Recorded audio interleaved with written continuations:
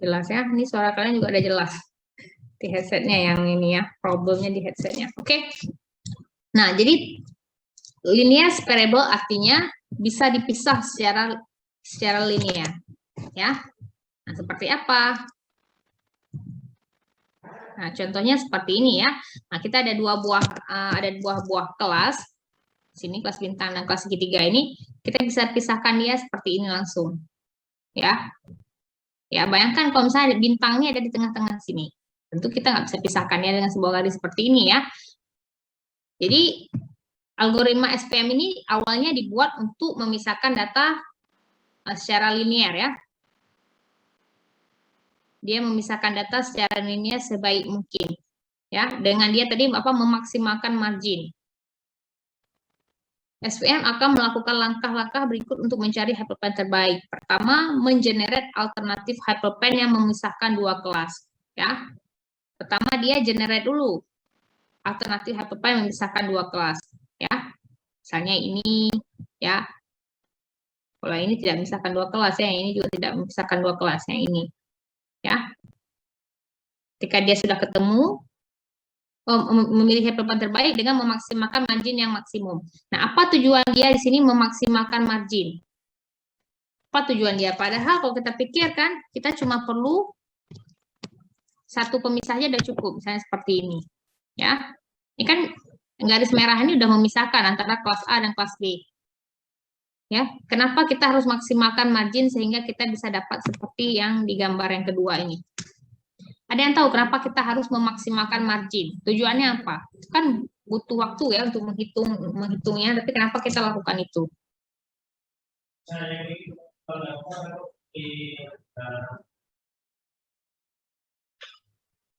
Ada yang tahu apa tujuannya? Kenapa nggak sekedar cari satu buah pemisah aja, ketika terpisah udah cukup gitu? Satu pemisah aja, udah cukup. Kenapa kita harus maksimalkan marginnya? Biar sama rata ya, Bu.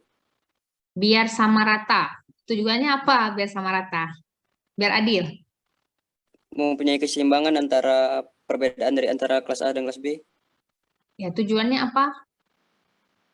Pasti ada maksud ya, ketika kita lakukan tuh ada maksud. Tujuannya apa?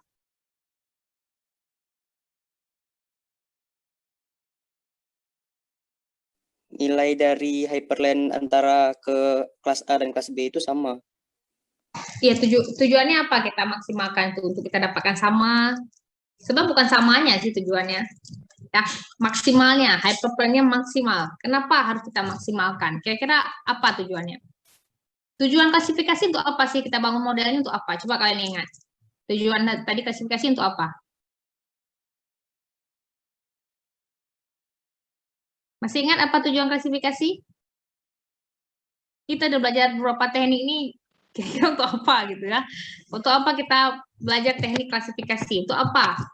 Untuk apa? Kapan teknik klasifikasi itu diterapkan? Kapan?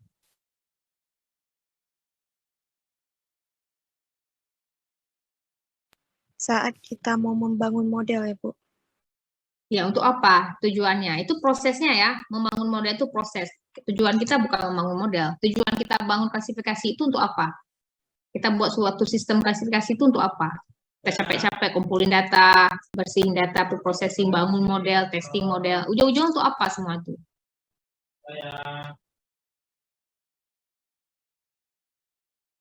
Waduh, kalian nggak tahu untuk apa. Jadi selama ini untuk apa kita belajar?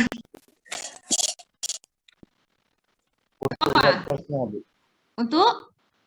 Untuk lihat kelasnya. Kelasnya udah tahu kita. Udah tahu ini kelas bintang, ini kelas segitiga. Udah tahu. Kalau ada data baru bisa banyak. Ya. Untuk kita prediksi masa depan sesuatu yang belum terjadi. Itu ya. Jadi kenapa harus kita capek-capek bangun model, bangun dan sebagainya? Agar nanti kita bisa menebak sesuatu yang belum terjadi. Itu tujuannya itu. Kalau nggak tahu apa capek-capek bangun model, buat tahu aja, oh model saya klasifikasinya bagus, presisinya bagus, recall-nya bagus. Itu suatu apa? Ya untuk menebak sesuatu ke depan yang belum terjadi. Itu manfaatnya. Ya, capek-capek kita bangun model bagaimana contoh customer atau konsumen yang akan membeli, mana yang tidak akan membeli. Untuk apa? Untuk kita bisa menebak ke depan ini kira-kira orangnya akan beli apa enggak. Oh, akan beli ya, kita lebih memprioritaskannya, lebih fokus lagi ke orang tersebut. Kalau misalnya kita mau tebak minggu depan hujan atau enggak, kita mau buat pesta, mau di gedung apa di luar, outdoor apa indoor, mau ke laut atau kita buat di rumah aja, bakar-bakar ikannya. Karena prediksi minggu depan hujan, ya udah kita buat di rumah. Ya, jadi salah satu tujuan kita belajar data mining kan itu, ya, untuk belajar dari data yang udah terjadi, untuk mengambil keputusan yang lebih baik ke depan. Ya, bukan belajar dari data yang udah terjadi, sekedar tahu aja, oh begini, oh begitu, nggak ada masa depannya untuk apa gitu ya. Jadi kita belajar itu untuk kita tahu ke depan kalian hari ini untuk apa belajar, untuk apa kuliah ya, masa depan kalian biar lebih bagus ya, biar dapat kerjaan yang bagus ya. Nah, biar hidup kalian jadi lebih berarti dan sebagainya. Intinya kita belajar hari ini pasti untuk masa depan, ya kan? Bukan untuk masa lalu, ya kan? Nah, begitu juga ketika kalian capek-capek bangun model ini, model itu harus mampu memprediksikan sesuatu yang ke depan yang belum terjadi dengan tepat. Itu yang kita inginkan. Sesuatu yang belum terjadi bisa dia tebak dengan tepat. Itu yang kita ingin bangun. Kenapa kita harus pilih model terbaik, ya? Kenapa nggak model biasa-biasa aja? Kalau model biasa-biasa aja dia tebak, bisa aja tebak salah tebakannya. Kita pengen dia bisa tebak dengan tepat, ya kan? Dia tebak. Kita buat satu buah klasifikasi gambar yang sehingga nanti dia masuk gambar tuh masuk dan saya klasifikasi. Oh ini foto Jokowi, oh ini foto Prabowo. Tanpa perlu manusia lagi yang cek-cek ini Prabowo, ini Jokowi. Tapi otomatis komputer yang akan 1000 buah kita kasih dia langsung buat. Oh 300 foto Jokowi, sisanya foto Prabowo misalnya gitu. Itu kan komputer yang harus klasifikasi. Nah biar komputer mampu kita harus ajarin dulu komputernya yaitu dengan membangun model. Itu ya, artinya harus ada foto Jokowi yang banyak dulu yang udah terlabel ini Jokowi, ini Prabowo, baru kita masukkan ke klasifikasi kita. Caranya gimana ya? Fitur itu harus ada fitur. Kalau ada fitur dari foto muka Jokowi, harus ada fitur dari muka Prabowo.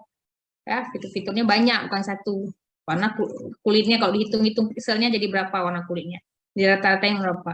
Lebar matanya berapa? Bibirnya gimana? Kalau dia lagi senyum sama dia lagi marah gimana bentuknya dan sebagainya, semua itu fitur. Jadi foto Jokowi lagi senyum, lagi marah pun tetap tahu ini Jokowi, nggak akan ini, ya dan sebagainya. Nah itu kan kita bangun model terhadap hal itu. Biar apa? Biar komputer nanti ke depan tebaknya ada kerjaan yang kita nggak sanggup lagi lakuin manual, kita suruh sama komputer yang lakuin, ya. Atau mau tebak sesuatu ke depan, dia nggak harus prediksi selalu ya. Bisa jadi seperti foto tadi kan ada tugas yang harus dikerjakan oleh komputer untuk ke depan nggak perlu lagi dikerjakan oleh manusia. Oleh karena itu kita ajarin dulu komputernya biar bisa. Ya, itu namanya membangun model. Lama kan? Lama kita harus kumpulin foto Jokowi yang udah terlebar, foto Prabowo yang terlebar, kita harus bangun fitur-fiturnya, makin bagus fitur makin bagus. Kemudian dari sebagian foto Jokowi, foto Prabowo itu kita ambil sebagai testing set, ya kita bangun model, kita tes. Untuk kita tes, oh sudah bagus. Kalau sudah bagus, ke depan bisa kita masukin foto-foto tuh, walaupun nggak ada label lagi. Ya, foto masuk secara internet tuh nggak ada label lagi, dia harus tebak ini Jokowi Prabowo, nggak ada label lagi. Tapi kalau di dataset ada label tadi, karena dia mau belajar. Testing set juga ada label, karena kita mau uji dia udah bisa apa enggak. Dunia nyata baru nggak ada label betul-betul. Begitu juga kalau ketika kalian bangun model seperti ini, kalian ingin dia nanti mampu menebak dunia nyatanya. Dunia nyata, misalnya seseorang dengan gaya hidup seperti ini, dia akan kena kanker atau dia akan bebas dari kanker. Ya, kenapa? Karena kita sudah punya data orang-orang hidup sehat, umurnya sampai panjang-panjang umur, umur kita akan hitung nenek-nenek kakek-kakek umur 70-80 nggak pernah kena penyakit dalam hidupnya. Kita tanya dia bagaimana pola makan dia, sehari makan berapa kali, makan nasi merah apa nasi putih atau makan roti, kita tanya sama dia. Orang yang sehat kita tanya, suka minum air apa malas minum air, tidur sehari berapa jam. Itu kan jadi orang-orang sehat ini kita punya fitur, kayaknya top, kita punya fitur. Begitu juga kita ada pasien-pasien rumah sakit yang banyak penyakit gitu ya, penyakit ini itu kita kan wawancara pola hidup mereka kita wawancara. Tapi kita nanti berarti ada kelas orang yang sehat dan kelas orang yang tidak sehat. Ya, kelas orang punya penyakit dan nggak punya penyakit gitu. Ya, untuk apa ini? Untuk apa kita lakukan ini? Pasti ada tujuan kita untuk kita tebak ke depannya. Jadi misalnya kita nih mau prediksi ada peluang nggak saya kena kanker? Ya, ada peluang apa enggak? Ya kita bisa coba dengan alat tersebut yang sudah dibangun model tersebut. Kita coba. Kamu nanti diwawancara, kamu sehari makan berapa kali? Saya makan 3. Berapa kali nasi? 2 nasi, sekali lagi saya makan buah. Oh, kamu ada olahraga nggak? Jarang sih, gitu. Oh, kamu ada olahraga nggak? Oh, sering, setiap minggu sekali, gitu, dan sebagainya. Itu jam tidur kita dan sebagainya, pekerjaan kita merokok apa tidak, dan sebagainya, punya anak berapa, gitu, dan sebagainya, hobi apa, gitu ya. Nah, fitur-fitur yang udah mereka bangun. Yang bisa membedakan mana orang sakit, mana nggak. Ada fitur nggak membedakan, misalnya panjang rambut, pendek rambut, mungkin nggak membedakan penyakit atau enggak, ya kan? Tapi kalau pola minum air, pola tidur, pola makan olahraga itu membedakan gitu. Jadi itu jadi fitur, ya. Jadi nanti ke depan ketebak kita ini belum kena penyakit, ternyata kita memang masuk peluang orang yang sehat, tidak ada peluang untuk kena penyakit. Ada juga orang walaupun dia belum kena penyakit, dia waktu diklasifikasikan ternyata masuk ke orang berisiko sekali. Mungkin belum nampak penyakit, mungkin 2 tahun, 3 tahun kemudian dia akan nampak dengan pola hidup dia yang sekarang. Nah, contoh itu, jadi kita buat model tadi capek-capek kita kumpulin data orang yang udah terjadi ini, untuk kita bangun model menebak sesuatu ke depan yang belum terjadi. Kita ingin ditebak itu tepat gitu, nggak mau lah kita orang berpeluang penyakit dibilang nggak ada peluang gitu, ada peluang penyakit dibilang dia akan hidup sehat, atau sebaliknya ya kan, orang yang kira-kira akan sehat sekali ditebak orang dia akan berpenyakit, dia tidak stres gitu ya, padahal dia nggak ada peluang akan kena penyakit dan sebagainya, misalnya seperti itu. Jadi tujuan kita menebak sesuatu yang belum terjadi ke depan, ya. Nah, jadi kenapa kita kembali lagi ya, tadi kita bahas jauh-jauh itu untuk kenapa kita bangun klasifikasi. Nah, kembali lagi ke super factor kita tadi, super factor machine kita. Kenapa kita mencari tadi yang terluas? Ya, kenapa kita cari hyperplane-nya harus yang terluas? Meminimalkan error ketika dia luas. Ya, kalau misalnya kita bangun di sini ya, hyperplane-nya di sini, di sini. Ketika pemisahnya di sini, betul ini memisahkan, dia sudah memisahkan antara kelas ini dan kelas ini. Kelas apa yang berhasil dia pisah? Yang berhasil dia pisah adalah kelas ada dalam dataset atau kelas trainingnya. Begitu ada sesuatu di plot, ya. Saya punya data orang baru, di plot, kenalah dia di plotnya di sini. Ya. Di plotnya misalnya di sini. Ya kalau di plot di sini, sorry, ini bukan belum lingkaran. Jadi karena kita nggak tahu dia kelas apa, nggak boleh buat lingkaran dulu. Ya, jadi karena kita di sini,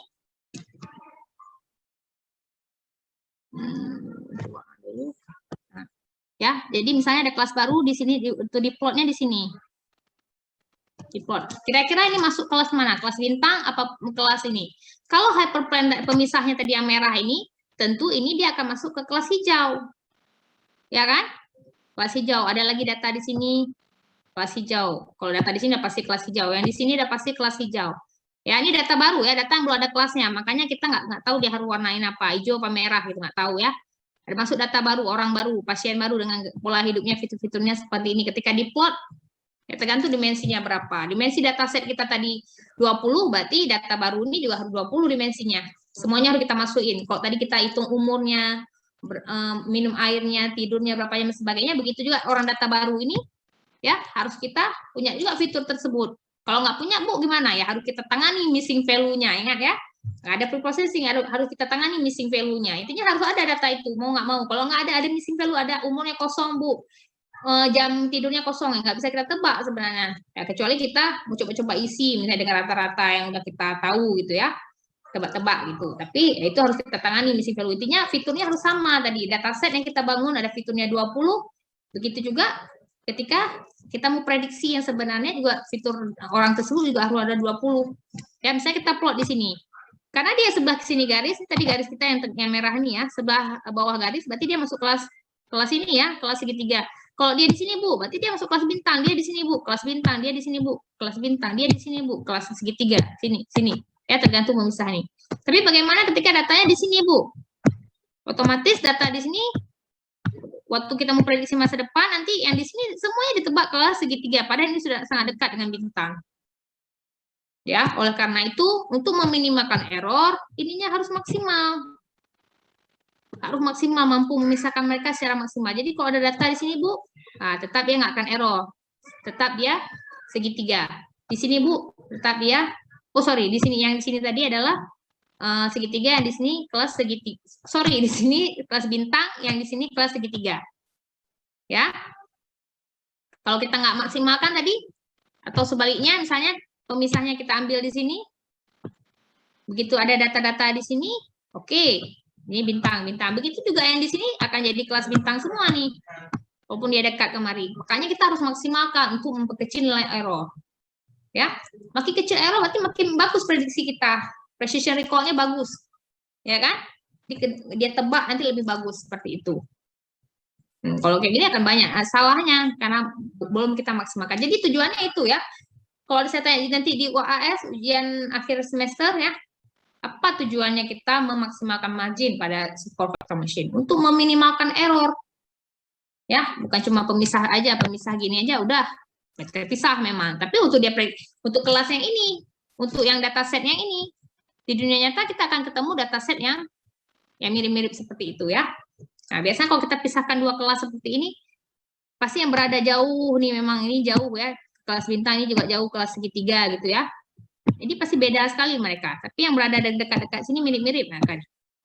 Mirip-mirip, ya kan? Mirip-mirip. Kalau misalnya di sini orang bisa pola hidupnya sehat sekali gitu ya.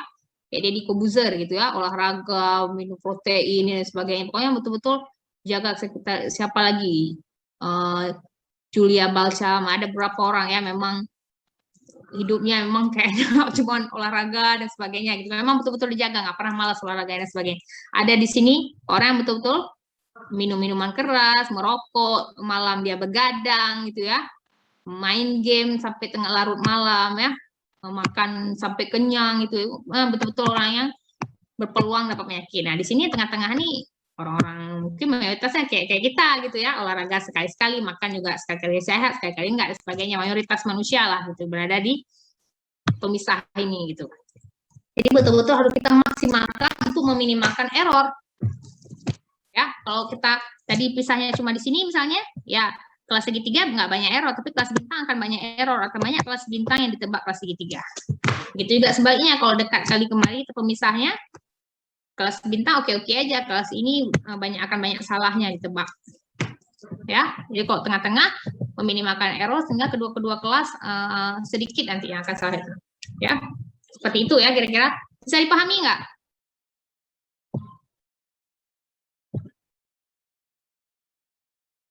Bisa dipahami? Bisa, Bu.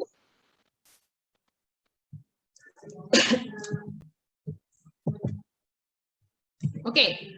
Nah, bagaimana SPM bekerja pada non-linear variable? Tadi kalian sudah lihat ya, di linear variable, karena memang SPM ini diciptakan awalnya untuk memisahkan dua buah kelas yang linear variable, artinya bisa dipisahkan secara linear, seperti contoh-contoh yang kita lihat sebelumnya. Nah, bagaimana SPM bekerja pada kasus non-linear variable? Artinya apa? Kalau linear variable bisa dipisahkan secara linear, non-linear variable tidak bisa dipisahkan secara linear. Tidak bisa dia dipisahkan cuma sekedar satu garis, itu nggak bisa. Ada caranya kita pisahin ini dengan sebuah garis, ada nggak? Garis ya, ada nggak caranya? Ya, jadi pasti kalau yang diplot begini ini artinya dataset. Kita udah tahu, udah ada labelnya, udah terjadi. Ya, kalau misalnya tadi foto Prabowo sama Jokowi, berarti kita udah di label sama manusia, ini Prabowo, ini Jokowi. Gitu ya. Kalau misalnya ini hujan atau tidak, ini udah kejadian. Berarti ini tanggal di Agustus kemarin, di September, di September, di Juni, nggak mungkin di sini ada November, nggak ada, itu belum terjadi lagi ya, pasti udah terjadi gitu, ada hujan dan nggak hujan. Intinya udah terjadi, makanya kita sudah bisa bedakan label kayak gini. Nah, gimana cara kita pisahin gini? Nggak terpisah, pisahin gini, nggak terpisah, pisahin gini, gimana pun kita coba, tidak akan bisa dipisah secara linear. Ya. Kira-kira apa yang harus kita lakukan? Ada ide? Ada ide apa yang harus SPM lakukan agar dia bisa memisahkan dua buah kelas ini? Ada? Ada yang mau kasih gambaran? Oke? Ada? Ada? Coba, nggak apa-apa. Coba, saya kan nggak ada yang saya marahin ya. Jadi kalau ada yang salah, nggak ada suruh maju ke depan, berdiri di depan, angkat kaki ya. Nggak ada ya kan? Zaman-zaman saya kecil dulu ada kayak gitu ya. Cuma saya nggak pernah kena ya. Yang salah jawab, pagi pelajaran matematika, misalnya suruh maju papan, ada murid nggak bisa jawab, disuruh berdiri di depan sama gurunya, angkat kaki sebelah gitu ya. Ya Allah. Zaman sekarang mungkin udah nggak ada lagi ya. Itu zaman saya kecil dulu. Kalau zaman lebih tua dari saya lagi, itu lebih ngeri lagi ya. Kayak dipukul lah, pakai roll dan sebagainya ya. Mungkin zaman sekarang udah makin berkurang seperti itu ya. Ya, jadi ada yang bisa kasih ide apa yang harus kita lakukan ketika kita menemukan non-linear variable seperti ini?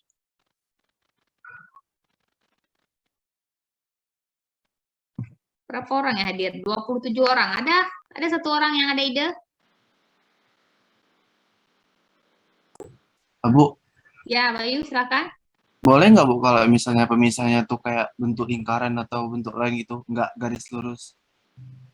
Bentuk lingkaran. Tidak bisa, SVM tidak bisa bekerja seperti itu. Ya, dia cuma bisa kalau misalnya 2 dimensi seperti saya bilang tadi cuma line, ya. Kalau 3 dimensi dia bidang, ya. Kalau lebih tinggi dari 3 dimensi dia hyperplane, ya. Pemisahnya itu sudah ibarat kita dalam ruangan gitu ya. Pemisahnya itu udah sebuah bidang besar seperti itu ya. Nah, jadi kalau dalam lingkaran tidak bisa. Ya, tapi kalau kita lihat dengan kasat mata, mereka ini memang berbeda, ya kan? Ya, jadi dua kelas ini memang berbeda. Kalau acak sekali tidak ada ini, ya. Kalau misalnya data kita acak sekali, di sini ada data ini, kemudian ini kali, kemudian ada kelas satu lagi, ya.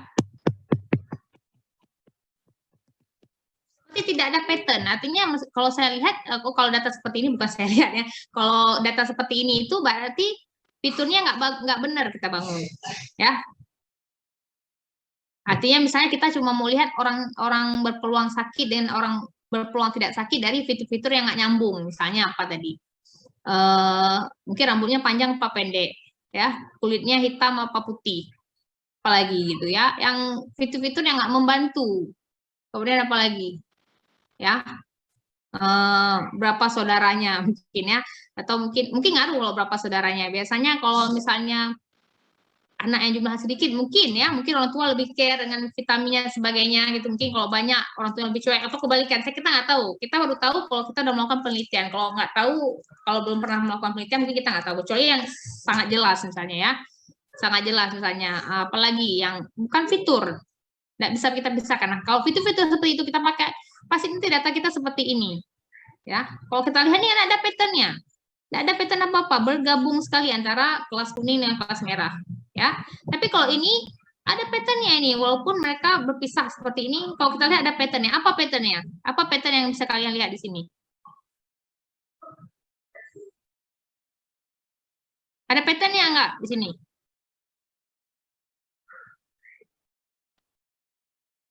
Ada nggak?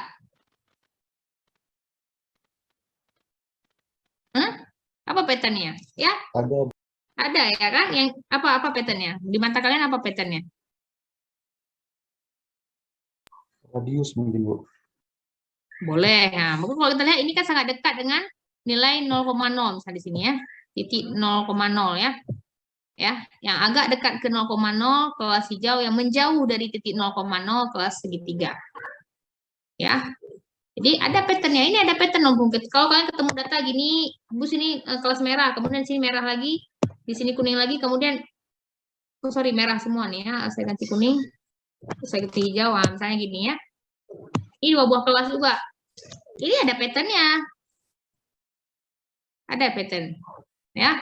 Jadi ada yang ada pattern, ada yang nggak ada. Gitu. Ini masih ada patternnya kalau kita lihat. Walaupun nggak selalu persis seperti ini, mungkin merahnya nanti agak, hijaunya agak ke sini gitu ya, yang merahnya agak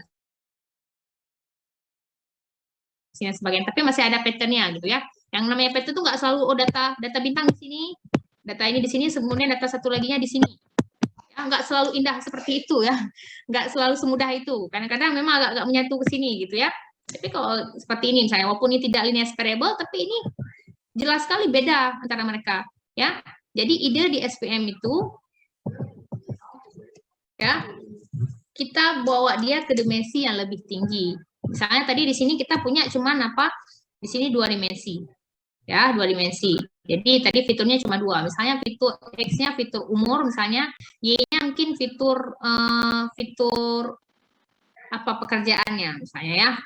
Misalnya umurnya berapa, pekerjaannya berapa. Pekerjaannya kita buat misalnya dokter 1, ya, PNS 2, guru 3 gitu. Kita buat dalam bentuk angka juga ya agar bisa kita plot seperti ini ya. Nah, tadi fiturnya cuma 2. Nah, sekarang untuk memisahkan kedua data ini kita perlu menambah 1 dimensi lagi. Ya. Untuk data linear 2 dimensi XY tadi ya, kita udah ada XY. Nah, sekarang kita mau tambah 1 lagi, yaitu biar jadi 3 dimensi, jadi Z. Ada 1 lagi fiturnya Z. Nah, si Z itu dari mana nilainya kita ambil? Kita ambil dari X kuadrat tambah Y kuadrat. Ya. Sehingga sekarang data kita ada seperti ini. Ini dalam 3 dimensi. Ya. Misalnya tadi di sini ya. Ini nilainya berapa misalnya? Ini kalau ibaratnya kita bilang di sini misalnya di sini 5, di sini mungkin min 5 ya. Ibaratnya berarti si Z sama dengan si X kuadrat tambah Y kuadrat. X kuadrat berapa? 5 kuadrat. 25. Ya, Y kuadrat. Ya, jadi 25 juga. Jadi karena ada kuadrat nih, semua negatif di sini akan jadi positif dan semuanya akan naik ke atas semuanya. Ya kan? Z-nya sini 50 gitu ya. Begitu juga semuanya yang negatif-negatif bawah ini akan naik ke atas semuanya. Ya, yang di bawah hijau ini juga akan naik ke atas. Cuma karena di hijau-hijau nilainya kecil, misalnya di sini min 1, min 2 ya naik ke atasnya juga seputaran sini. Makin ke bawah sini, makin ke bawah makin jauh nilainya makin besar walaupun minus ya kan. Nanti waktu dia dikuadratkan dia akan naik ke tinggi juga ke sini.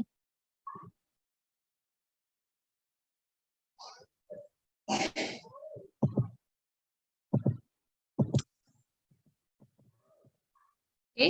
Nah, karena udah seperti ini, nah kalau udah seperti ini bisa kan nih, udah bisa dipisahkan oleh sebuah hyperplane. Ini hyperplane-nya, pemisah terbaiknya. Ya, jaraknya marginnya maksimal di sini. Ya, jadi seperti itu. Jadi idenya apa? Kita bawa dia ke dimensi yang lebih tinggi. Ya, berarti karena SPM itu dia cuma bisa memisahkan yang variable, yang linear tadi ya, dia bisa cuma bisa pisahkan secara linear. Ketika dia tidak bisa lagi dipisahkan secara linear, kita transformasikan dia ke ruang dimensi yang lebih tinggi. Di ruang dimensi yang lebih tinggi, dia sudah bisa dipisahkan. Nah, itu idenya, ya. Nah, ya, banyak kasus di dunia nyata itu berbentuk non-linear variable ya. Ya, hampir semua kasus ya, hampir semua kasus itu non-linear variable.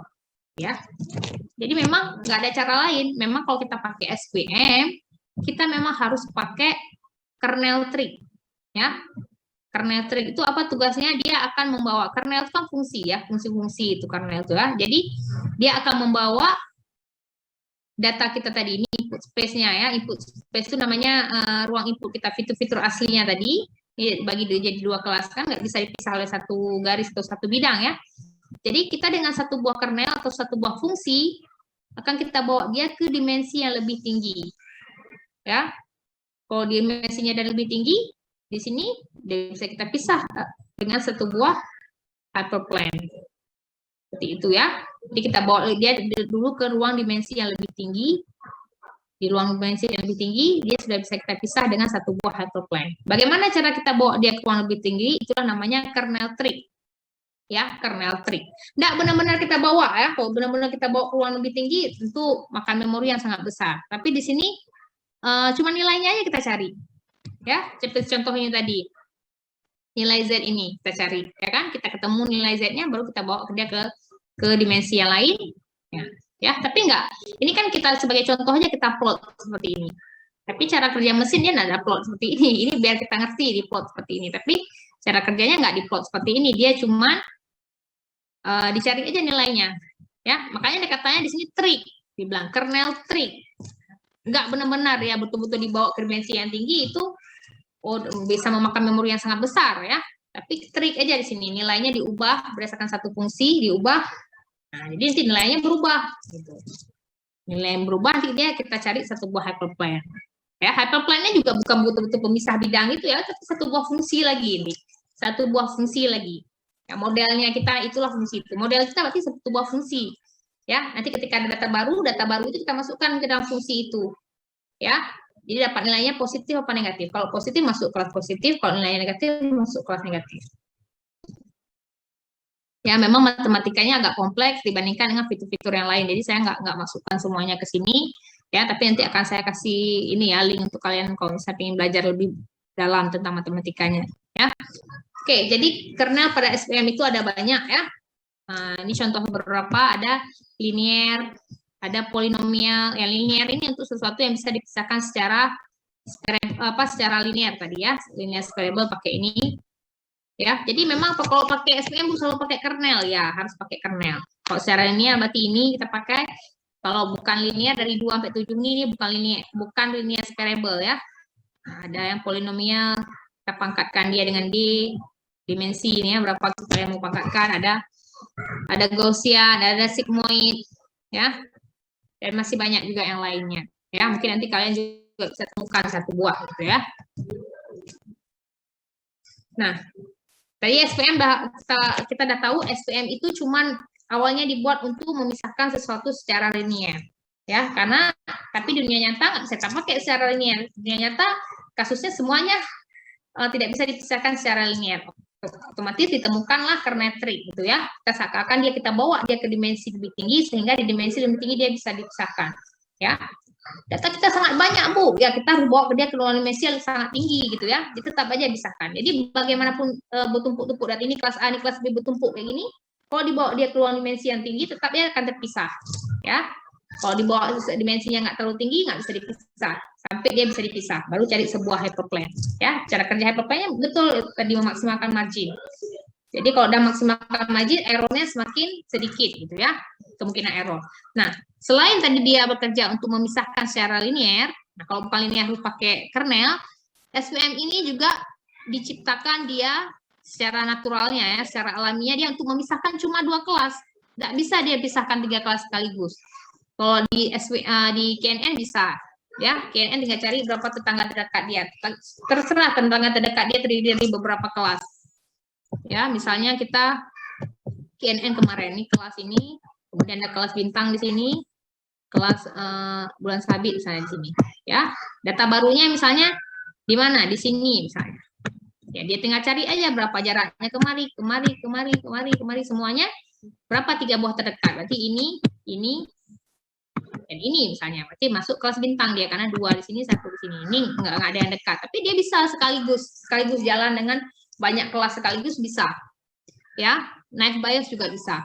Nah, tapi kalau SVM nggak bisa, dia memang diciptakan untuk cari pemisah terbaik antara 2 buah kelas, ya, 2 buah kelas. Jadi what happen kalau misalnya kita nggak bisa menghindari di dunia nyata ya, kelas tuh bisa jadi banyak, ya. Kalau misalnya mana email mana spam, mana spam itu 2. Tapi kadang-kadang kita harus pisahkan ketiga, misalnya apa? Misalnya kita ada buat komen-komen orang di marketplace kita. Kita misalnya ada Shopee, ada akun Shopee, kita jualan baju di sana, ada orang komen bagus, ada orang komen nggak bagus, ada orang komen biasa aja gitu, netral gitu ya. Nah, udah banyak banget yang komen, ya. Kita ke depan gini, karena perusahaan kita udah besar, kita nggak mau lah baca satu-satu. Kalau perusahaan kalian perusahaan kecil ya, sehari lakunya 5 gitu ya, masih sanggup kalian baca di komen orang, oh bagus sekali Kak, bajunya saya suka, oh bajunya terlalu sempit, oh bahannya tipis gitu. Masih sanggup kita baca manual, oh ternyata banyak nggak suka produk saya, oh ternyata banyak yang suka produk saya, oh ternyata baju yang ini banyak yang positif komennya, ternyata celana ini banyak yang negatifnya. Masih sedikit kita bisa baca manual. Bayangkan kalau perusahaan kalian perusahaan besar, ya. Apa contoh perusahaan besar yang ada online-nya gitu, yang sehari bisa laku produknya banyak sekali. Tidak ada waktu mereka baca manual satu persatu, ya. Tidak ada waktu. Ada kan produk-produk di Shopee yang lakunya sehari sampai berapa gitu, karena dia jual barang-barang memang barang-barang kecil, perintilan-perintilan kecil murah meriah gitu ya.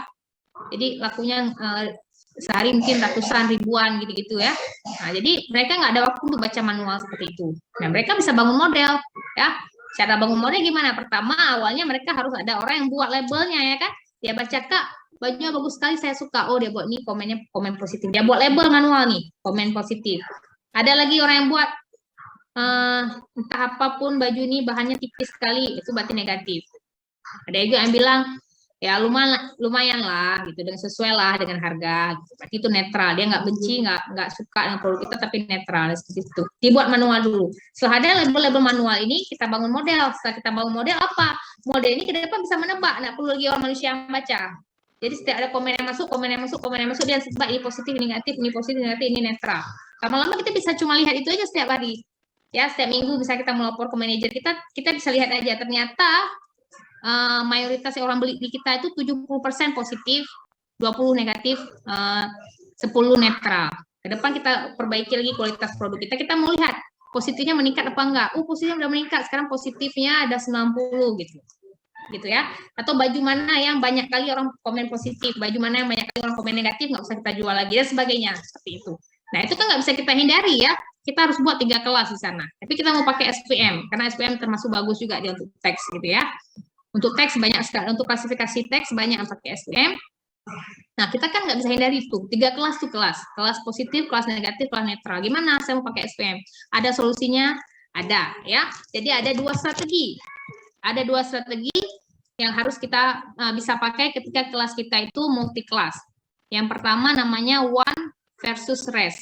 Atau juga ada yang bilang one again ya, again lawan. Satu lawan sisanya maksudnya ya. Satu lawan sisanya. Satu lagi 1 lawan 1. Ya, 1 lawan sisanya juga nanti mungkin di media yang lain kalian akan baca one versus all gitu ya, all semua ALL. 1 lawan banyak boleh juga. 1 lawan banyak dengan 1 lawan 1. Ya, kita akan lihat satu persatu dulu ya. Jadi ada cara. Jadi ketika dia misalnya dia kan berarti SPM tadi cari hyperplane itu bisa 1 ya, pemisah 1 antara 2 kelas. Nah, bagaimana kalau kelasnya lebih dari 2 kelas, 3, 4, 5, dan 6 seterusnya. Caranya ada 2 ini ya. Yang pertama 1 lawan banyak, satu lagi 1 lawan 1. Kita lihat yang 1 lawan banyak dulu. One versus all, atau ada juga yang bilang again ya. One versus all, one again all, atau one versus rest, one again rest. Gitu ya, 1 lawan sisanya. Jadi kalau kita lihat seperti ini ada 3 kelas ya. Nah, gimana mencari hyperplane pemisah, 1 buah pemisah? Nggak bisa ya. Nah, jadi caranya pertama kita jadikan ini kelas segitiga ini adalah kelas positifnya. Yang lain ini kita anggap 1 kelas mereka. Ya. Seperti ini. Berarti ini kelas positif ya. Ini kelas positif. Sisanya ini kita anggap dia 1 kelas. Kita anggap dia 1 kelas, berarti ini kelas negatif. -1 ini tadi +1 ya. Ini kelas positif, bawahnya kelas -1 kelas negatif. Ya, seperti itu. Ya, jadi kita cari 1 buah hyperplane yang memisahkan antara si segitiga dengan bukan segitiga. Ya, jadi ini 2 dan kita anggap 1 kelas yang sama. Ini 1 kelas, ini 1 kelas yang sama. Nah, ya, nggak cukup 1 buah berarti model kita, harus ada 3 buah model kita. Ya, model yang kedua kita harus bangun kelas lingkaran dengan bukan lingkaran. Kita cari lagi 1 pemisah terbaik. Sudah ada 2 model, kita ada 2 fungsi berarti di situ ya. Sudah ada 2 fungsi yang kita punya. Ya, ini kelas positifnya, ini kelas negatifnya. Ya, kemudian yang ketiga kita akan cari kelas untuk si X ini ya. Si X ini jadi kelas positif. Kita cari 1 buah pemisah terbaik. Sini kelas negatif. Ya. Nah, nanti di sini kan ada nilai positifnya, di sini ada nilai positifnya berapa, di sini ada nilai positifnya berapa. Di antara positif-positif ini, mana nilai yang paling tinggi, itulah masuk kelas tersebut. Ya, misalnya nanti kalian punya datanya di sini misalnya. Nah, di sini. Ya. Datanya di sini. Kalian nggak tahu nih, dia masuk kelas apa. Ya kan? Berarti dia harus masuk ke 3 model ini. Ketiga model ini ketika dia dimasukkan ke dalam yang pertama ini, ya. Nah, nilainya misalnya di sini 2. Ya, kalau kalian masukkan ke sini, berarti dia di sini ya. Jadinya pasti minus ya, minus nggak tahu saya berapa. Misalnya di sini minus lah, -3 lah kita bilang. Ya kan, karena ada jauh dari sini. Kalau misalnya masih di pinggir-pinggir ini masih -1 ya. Kalau dalam hal ini -3. Satu lagi berarti posisinya di mana nih? Di sini ya. Nah, di sini juga dia positif juga. Positif juga ya, cuman ini mungkin positif 1 atau positif 1,3 misalnya. Ya. Nah, berarti masuklah dia ke kelas ini karena ini paling tinggi nilainya. Berarti dia masuk ke kelas nanti kelas segitiga. Ya, itu solusi bagaimana kita menangani kelas lebih dari 1. Kalau ada 4 kelas Bu, berarti ada 4 model. Kalau ada 10 kelas Bu, ada 10 model harus dia jalankan. Lebih lama waktunya ya, betul namanya juga multi classes ya. pasti lebih lama waktu yang dibutuhkan. Tapi makanya itu bagus metode membangun model. Dia lamanya ketika bangun model dia cari pertama nih, ya lama nggak apa-apa, makin banyak datanya makin lama dia bangun model nggak apa-apa. Kita perlu nanti waktu dia prediksi, waktu dia dimasukkan ke dalam satu aplikasi dia cepat, masuk data cepat ya, masuk data cepat. Bangun model nggak apa-apa lama, berhari-hari kita bangun gitu nggak apa-apa. Ya, itu juga yang dilakukan oleh si Google misalnya. Google mengindeks kata-kata itu kan dia butuh waktu sangat lama dia indeks-indeks itu. Tapi begitu kita cari cepat. Kita ketik Jokowi cepat dalam kurang dari berapa milisecond udah keluar berapa buah web yang ada sebut kata Jokowi, bisa jutaan web yang sebutin Jokowi keluar semua. Nggak mungkin waktu kita ketik itu baru dia cari, tapi dia sudah cari sebelumnya gitu ya. Nah, itulah yang kita lakukan juga di sini. Kita bangun model lama nggak apa-apa, ya. Kita bangun model lama, aplikasi kita lama nih bangun model nggak apa-apa. Tapi ketika dia jadi aplikasi, dia bisa menebak dengan cepat. Kita masukin foto langsung dia tebak ini Jokowi. Kita masukin teks komen-komen yang seperti tadi ada apa sih baju ini bla bla bla bla bla bla, langsung dibilang ini negatif, ini positif dan sebagainya seperti itu, ya. Nah, jadi data mining itu kerjanya, ya. Ada tadi komen-komen banyak tadi harus dibaca manual oleh manusia, nggak sanggup lagi. Kita pengen komputer nanti yang langsung otomatis bilang ini positif, ini positif, ini negatif gitu ya. Ini email nggak sanggup kita cek mana spam, mana yang bukan, mana spam. Kita mau otomatis, Gmail kan udah ada di otomatis dia, nggak dibaca dulu sama orang Gmail.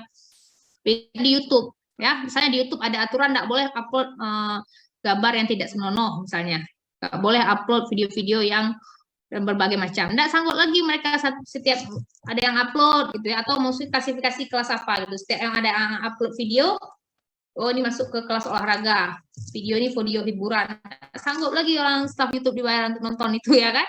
Atau otomatis dia harus buat algoritma model, harus bangun model yang secara model itu langsung tahu ini video apa, ini video apa, ini video apa gitu ya. Fiturnya apa Bu? Fiturnya bisa jadi fitur apa, nama dari judulnya bisa jadi satu fitur. Judulnya misalnya ya, cara memancing ikan gitu. Dari situ aja udah kata-kata memancing, berarti ini masuk kategori olahraga misalnya gitu. Kalau kata-kata lagi bagaimana tutorial apa, misalnya tutorial pakai hijab, berarti dia udah masuk kategori apa gitu ya. Nah, seperti itu.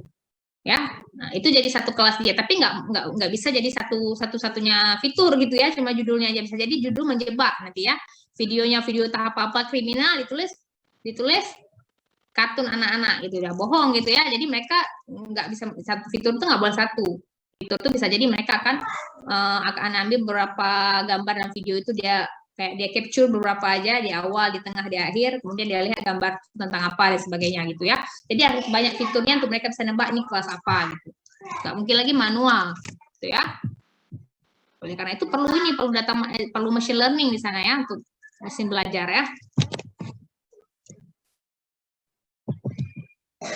Oke, nah satu solusi lagi tadi satu ya, one versus all atau one versus rest ya. Satu lagi one versus one. Ya, ini artinya 1 lawan 1. 1 lawan 1. Artinya kalau kita punya 3 buah kelas positif, negatif, netral tadi, ya ini positif di daerah inilah.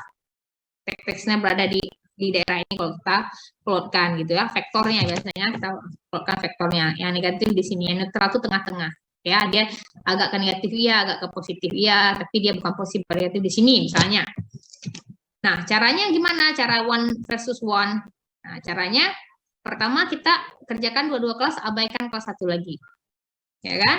Di sini kita cuma bawa kelas positif dan kelas netral.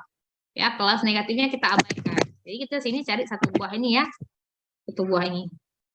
Yang kalau di bawahnya di sini berarti kita abaikan kelas positif netral dengan si negatif. Di sini positif dengan negatif. Jadi semuanya kita cari seperti itu. Sama seperti tadi kita lihat nilai yang terbesar, itulah yang menjadi kelas akhir dari klasifikasi tersebut. Oke, ini ada kesimpulannya atau karakteristik support vector machine. Nah, support vector machine memerlukan proses pelatihan. Ya, berarti kalau dikatakan memerlukan proses pelatihan, artinya dia membangun model. Ya, memerlukan proses pelatihan dengan menyimpan hasil support vector yang didapat. Dengan menyimpan hasil support vector yang didapat untuk digunakan kembali pada saat proses prediksi, pada saat proses testing. Ya, jadi bangun modelnya apa? Dia temukan Ya, dia temukan support vektor itu dari support vektor antara kelas ini dan kelas ini, dia cari pemisah di tengahnya yang kalau fungsinya itu bernilai sama dengan 0. Ya, kalau nanti kita masukkan fitur baru ke situ, nilainya positif berarti masuk kelas positif, kalau kita nilai negatif masuk kelas negatif gitu ya. Nah, SVM dapat memisahkan data yang distribusi kelasnya bersifat linear maupun non-linear variable. Ya, bersifat linear bisa, non-linear bisa. Bagaimana caranya tadi? Kita pakai kernel tree. Kita pakai kernel tree, kita bawa dia ke dimensi yang lebih tinggi sehingga dia bisa dipisahkan. Di dimensi yang lebih tinggi dia bisa dipisahkan oleh bidang, ya. Kemudian SVM tidak dipengaruhi oleh dimensi data yang tinggi. Ya, sehingga tidak ada proses reduksi dimensi di dalamnya. Jangan-jangan kalau dibawa dia ke dimensi lebih tinggi, kita harus reduksi dan mengecilkan memori, enggak. Tapi kalau fitur kita ya, kalau fitur kita terlalu banyak, biasa teks kan fiturnya banyak sekali itu. Ya, itu banyak sekali, tapi banyak yang nilainya 0. Itu bisa nanti ada juga salah satu teknik, kita nggak belajar di klasifikasi ya, itu teknik lain ya. Biasanya itu belajar di mata kuliah information retrieval kalau nggak salah saya ya, itu reduksi dimensi nanti ya, karena di kalau mata kuliah pengusaha informasi itu memang khusus belajar tentang teks ya. Nah, jadi nanti di sana karena banyak sekali 0 bisa kita reduksi nanti. Bisa kita reduksi dimensinya 6. Berbeda dengan di support vector machine ya, tidak ada reduksi itu. Karena dimensi yang besar ini cuma trik gitu ya, cuma triknya aja. Memori yang digunakan dalam SVM dipengaruhi oleh banyaknya data, jadi nggak ada hubungan dengan dimensi. Ketika kita bawa ke dimensi yang lebih tinggi, berarti memori yang dimakan besar gitu, enggak ya, cuma kernel trik, nilainya aja seakan-akan sudah dibawa oleh satu buah kernel ke nilai lebih tinggi, tapi tidak benar-benar kita float ke dimensi yang lebih tinggi seperti itu ya. Makanya dinamakan trik ya, kernel trik, nggak benar-benar dibawa ke dimensi lebih tinggi, tapi triknya aja gitu, nilainya aja. Oke. Kira-kira sampai sini ada yang ingin ditanyakan sebelum ada waktu sedikit nih untuk bahas UTS? Ada yang ingin ditanyakan nggak tentang SVM? Bisa dipahami nggak sampai saya jelaskan sampai sini? Bisa dipahami? Bisa?